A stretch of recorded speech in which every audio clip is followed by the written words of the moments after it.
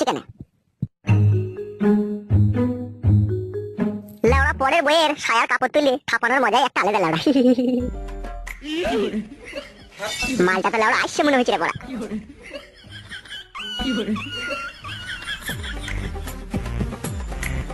কি ব্যাপার বৌদি, তুমি আসতে তো দেরি করলে? তোমার জন্য কখন থেকে ওয়েট করছি আমি। ভাতারের মনকে বোঝাতে গেলে তার সামনে যে কত ঢং দেখাতে হয় সেটা আমরা মেয়েরা ভালোভাবে জানি। আর সেই ঢংটা যতক্ষণ না দেখানো হবে ততক্ষণ তার ভাতাকে ফাঁকি দিয়ে আসতে পারছি না বলো, তাই আসতে একটু দেরি হয়ে গেল। আমার যে আবার তর্স হয়েছে না, যেদিন থেকে তোমাকে আমি ভালোবেসেছি সেদিন থেকে যে আমি তোমার রূপে পাগল হয়ে গেছি আমার জান, সে খবর কি তুমি রাখো শোনা? এটা আমার স্বামীও বললে আমি দেখতে সুন্দর। তো লেওড়া দেখতে সুন্দর, তোকে কতক্ষণে পাইপ দেবো সেই ধান্দা আমার। কি গো, কিছু বললে মনে হলো? না না, তেমন কিছু বলিনি, আমি সারা রাত ঘুমিয়ে ঘুমিয়ে তোমার কথা ভাবি সেটাই বললাম। ও সত্যি সত্যি তুমি আমাকে খুব ভালোবাসো? তোমার মতো এরকম সুন্দরী রূপসী কন্যাকে কোন পুরুষ মানুষ ভালো না বেসে থাকতে পারে বলতে পারো তুমি? ওইভাবে হেসো না জান, তোমার এই সৌন্দর্য রূপ আমাকে পুড়িয়ে মেরে দেয়। সত্যি বলছো তুমি?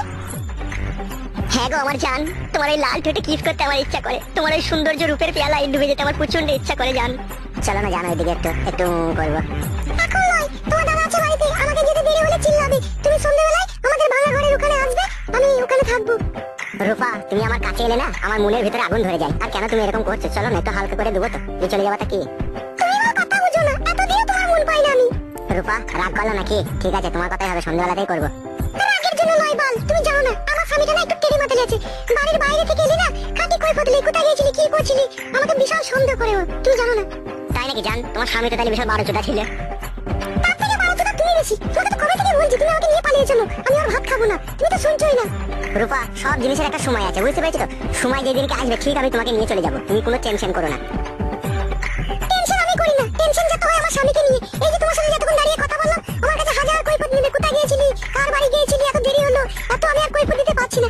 সেই জন্য আমি তোমাকে বলছি তুমি আমাকে বিয়ে করে নাও, আমি আর ভাত খাবো না। আচ্ছা ঠিক আছে রূপা, তুমি তাহলে এখন যাও, সন্ধ্যাবেলা আমি ভাঙা ঘরের ওখানে দাঁড়িয়ে থাকবো, তুমি যেন আসবে, ঠিক আছে? আচ্ছা ঠিক আছে, 9টার সময় আসবে তুমি, ঠিক আছে? একা আসবে। আচ্ছা ঠিক আছে যান।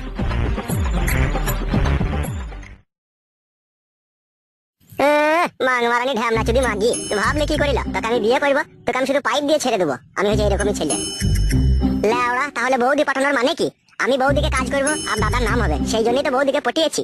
লেওড়া, আবার আমাকে বলছি না বিয়ে করো, বাল করবে তোকে বিয়ে করবে, তোকে পক পক করে দেবো, তারপরে ছেড়ে দেবো। মাগি, আমার নাম হচ্ছে ফাটা।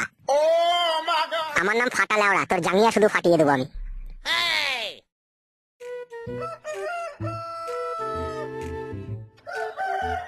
বাপ ভাতারি মাগি কে বিয়ে করে ভুল হয়ে গেছে। খান কি একটা কথা শুনে না? খান